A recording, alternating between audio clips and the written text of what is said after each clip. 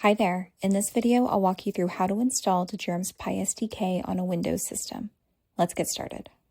First, open a command prompt or terminal window.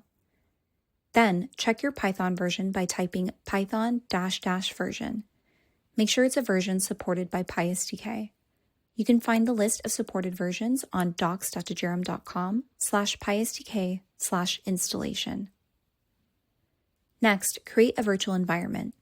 This helps avoid package conflicts and helps keep your workspace clean. You can name the environment whatever you like. In this video, we'll use DeGirum-example, so we'll type python -m venv DeGirum-example.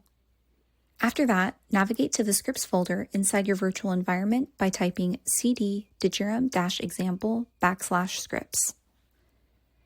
To activate the virtual environment, on command prompt, type activate. On PowerShell, type activate, press tab, then enter. Now that your virtual environment is active, let's install PySDK.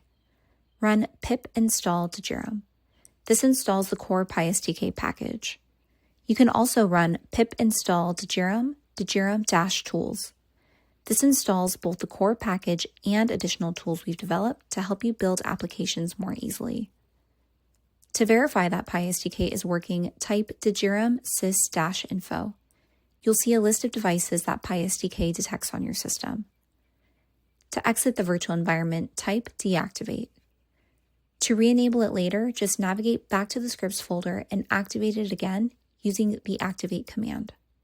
And that's it. You're now set up to start building with DeGirum's PySDK on Windows. For more information, visit docs.degirum.com.